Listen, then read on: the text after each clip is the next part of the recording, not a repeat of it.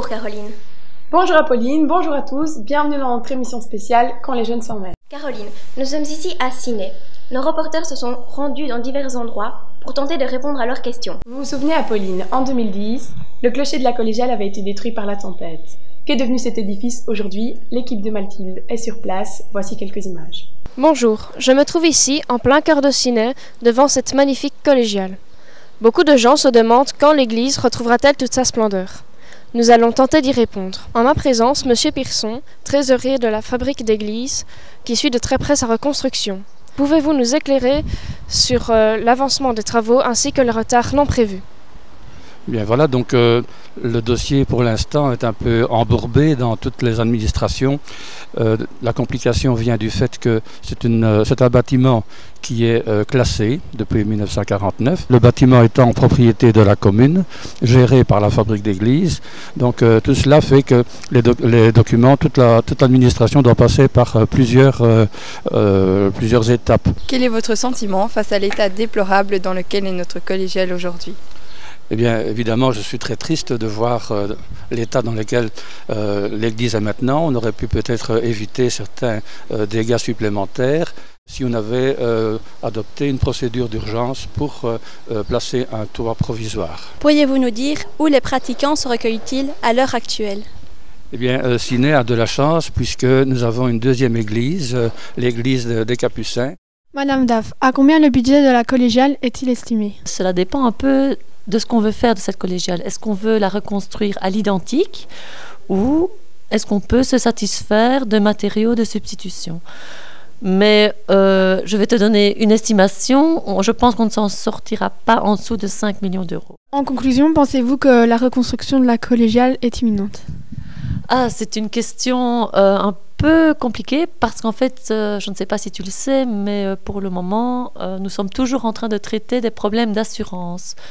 Alors, la volonté politique est là de reconstruire cette collégiale, qui est quand même le symbole de la ville de Ciney, mais on ne peut pas encore donner de délai. Ça bouge au niveau culturel et artistique dans cette ville. Nos reporters se sont rendus au théâtre pour avoir plus d'informations. Nous regardons ça tout de suite. La vie scénique dans notre commune de Ciney est-elle fortement développée? Et par quels moyens? Alors, on essaye de la développer via le centre culturel, qui est connu depuis 2004, qu'on propose du théâtre scolaire, vous avez la chance de venir, du théâtre tout public, 12 séances par an, mais aussi du théâtre wallon, du théâtre amateur. On a aussi le bonheur d'accueillir certaines manifestations ou vraiment des privés commerciaux ou des écoles ou des assos. La culture à Ciney, c'est pas qu'un centre culturel, ce n'est pas que les activités qu'il y a ici, mais c'est tout un ensemble et tout un maillage d'associations qui travaillent pour la culture et par là pour le théâtre et donc l'art scénique. Comment obtenez-vous les fonds nécessaires à la réalisation de vos projets et travaillez-vous avec une équipe de bénévoles? Alors pour la première partie, on a des subsides, on a des accords avec la communauté française, donc qui est devenue maintenant la Fédération Wallonie-Bruxelles. On a des accords avec la province et la ville de Ciney. Ils nous donnent une partie de l'argent qui sert au fonctionnement du centre culturel. Et puis sinon, les sous, on les gagne en faisant des activités, en faisant parfois des choses annexes, en ayant les bars, et donc on a de l'argent qui rentre de cette manière-là. Quant aux équipes de bénévoles, il y en a. Pour la programmation théâtre, il y a ce qu'on appelle un conseil culturel qui se rassemble, qui font ça en dehors de leurs heures. Ils viennent gentiment discuter des spectacles et de la programmation qu'on va établir. En fonction de quels critères choisissez-vous vos artistes et quel public ciblez-vous le plus? Alors on va partir de la cible pour choisir les artistes.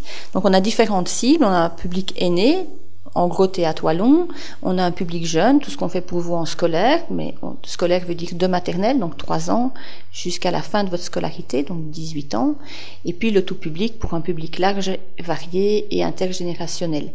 On travaille par contre de la même manière, on va rencontrer des artistes, on fait le point avec eux, on regarde les projets. En gros, pour faire une programmation tout public de 12 spectacles par an, je vais en voir à peu près 50. On a aussi une obligation de faire des choses variées, d'ouvrir à la culture et de la rendre démocratique pour tous. Caroline, êtes-vous sportive? Oui. Justement, ce n'est peut-être pas le cas de tout le monde. Est-ce que le sport se pratique de plus en plus ou de moins en moins? L'équipe d'Alison est partie à la rencontre d'un coach sportif. Le sport est une question qui se pose souvent. À mes côtés, Madame Dewey, coach de basketball et professeure à l'Institut Saint-Joseph, qui a bien voulu répondre à nos questions. Le sport attire-t-il encore beaucoup la jeunesse et sous quelle forme? Oui, je pense qu'il attire encore la jeunesse, notamment lors des stages, je pense pendant les vacances scolaires. Moi, j'organise des stages notamment et là, je trouve qu'au niveau afflux, il y a de plus en plus de demandes dans chaque région. Avez-vous remarqué durant ces 5 dernières années une augmentation ou une diminution de vos membres? J'ai été coach au basket à Ciney et là oui, il y avait beaucoup de demandes. L'année passée, on a dû notamment dédoubler un groupe et cette année, je pense qu'il y a eu encore 10 membres en plus, en tout cas chez les tout petits. Ça, il y a de plus en plus de membres, oui. Les jeunes pratiquant ces différents sports s'investissent-ils de manière ludique ou plutôt dans un esprit de compétition? Je pense qu'il y a les deux. Maintenant, quand ils sont plus jeunes, peut-être là c'est vraiment ludique. Vers 13, 14, 15 ans, ça dépend si c'est un garçon ou une fille, ou là qui choisissent vraiment la compète, qui ont plus l'esprit de compétition dès le départ, la gagne, etc. Une dernière question subsiste. Pensez-vous que le prix reste une barrière, un obstacle pour la pratique de ces différents sports? Je pense que ça dépend du sport. Il y a des sports qui sont moins accessibles. Je pense notamment au tennis, l'équitation, des sports qui sont plus chers. Maintenant, je pense que les sports collectifs restent quand même des sports accessibles à tous. Je pense que chacun peut trouver par rapport à ses moyens financiers, je veux dire, un sport ou des infrastructures qui lui conviennent. Oui. Pratiques-tu un sport et pour toi, le sport est-il important? Bah oui, je pratique du basket à Ciney, au basket, justement au club de basket. Et oui, pour moi, le sport est important dans la vie parce que ça permet déjà de faire des connaissances dans un club. Et puis un minimum d'hygiène de vie, je crois que c'est quand même important pour tout le monde. Puis ça permet de garder une certaine condition physique, etc. Donc pour moi, oui, c'est important. Je pratique de la danse et de l'équitation et je trouve ça important parce que comme on bouge, on perd du poids et c'est bon pour la santé aussi. Oui, je pratique du tennis et je trouve que c'est important parce qu'on peut connaître des personnes et s'amuser. Merci beaucoup. J'espère que ces questions vous auront éclairé sur ce sujet. Je vous rends l'antenne. Pour suivre, voici un sujet qui concerne les adolescents et qui leur colle à la peau. Vous allez vite me comprendre. Voyez-vous une différence de qualité entre les vêtements qui portent une marque et les vêtements qui ne portent pas de marque? Non, je pense pas. Je pense pas qu'il y a vraiment une différence de qualité parce que le coton, c'est du coton. Donc que ce soit dans un magasin de marque ou ici, pour moi c'est la même qualité. Je pense que c'est simplement des a priori des gens qui pensent que les vêtements de marque sont meilleurs que les nôtres, mais je pense qu'il n'y a vraiment aucune différence. Accordez-vous beaucoup d'importance à ce que vos vêtements soient de marque? Non, pas du tout. Non. Et pourquoi? Parce que ça peut être bon marché, ça ne peut pas être de marque et ça peut être très bon.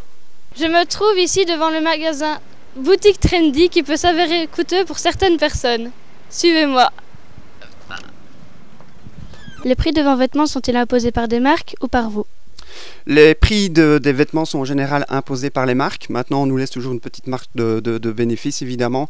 Maintenant, le mieux est de respecter le prix de vente conseillé parce qu'il y a quand même des concurrences dans d'autres villes qui pourraient justement avoir des prix moins chers, tout simplement. Donc, il vaut mieux respecter les prix de vente conseillés. Vu l'ampleur de ces rayons et le prix de ces vêtements, les sous-marques sont-elles de moins bonne qualité que les vêtements de marque? Il y a vraiment une grosse différence entre les vêtements de marque, les vêtements sous-marque. Et heureusement d'ailleurs, parce qu'il y a quand même une différence de prix qui est là. Et simplement au toucher, ça se sent directement.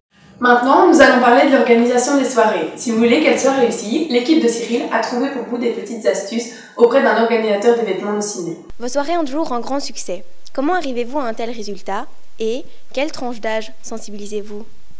Je pense qu'au niveau du succès des manifestations, c'est peut-être dû à l'originalité des concepts. Donc l'idée, c'est de se démarquer de ce qui se fait autre part et donc d'apporter un plus. Et donc pas faire une simple soirée sous un chapiteau. Donc l'idée, par exemple, des 6h Cuissac, c'est de la soirée Brésil que vous voyez en arrière-plan. Mais c'est de créer un beau décor, de créer des bars à cocktails, de créer quelque chose que les jeunes n'ont pas s'ils vont autre part. Les budgets pour un événement sont très conséquents. Comment parvenez-vous à englober chaque personne intervenante? Donc au début, quand on fait une manifestation, on fait un budget prévisionnel. Donc on fait toute une colonne avec des recettes qu'on espère avoir et une colonne avec des dépenses qu'on est sûr d'avoir en fonction des devis. Et donc après, il faut augmenter le plus possible sa colonne, je veux dire recettes. Donc il y a d'une part les entrées, d'autre part les recettes des boissons ou de la nourriture, mais surtout quelque chose qui n'est pas négligeable, c'est les sponsors. Et donc là, il faut faire des conventions, des dossiers. Et on s'en va à la chasse aux sponsors, on va rencontrer les commerçants chez qui on est client. Sur quels critères vous basez-vous pour organiser la sécurité Et comment fixez-vous le nombre de sorteurs? L'idée, c'est de mettre le plus possible de sorteurs, mais en restant cohérent au niveau du budget, car un sorteur, ça a un coût certain. Et je veux dire, il faut savoir le supporter. Donc, je veux dire, si c'est pour avoir une soirée à 300 personnes et mettre 15 sorteurs, il n'y a aucun intérêt à faire cette manifestation. Comment choisissez-vous vos partenaires pour publier vos annonces de soirée et quels sont vos critères pour choisir les DJ intervenants? Mais au niveau des DJ intervenants, on essaye de choisir des gens qui sont connus dans la région. On essaye toujours d'avoir un prorata entre la qualité du DJ, l'actualité musicale, mais également la capacité de la salle. Au début d'un événement, on met sur papier tous les endroits où on va faire de la publicité pour attirer les jeunes, donc on essaye de cibler un maximum. Vous essayez vraiment de cibler les médias par rapport au public que vous recherchez.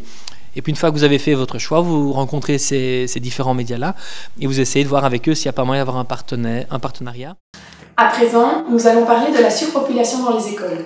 Pourquoi et comment régler ce problème? Nous le découvrons avec l'équipe d'Éléonore. À l'heure actuelle, nous constatons une surpopulation dans nos écoles.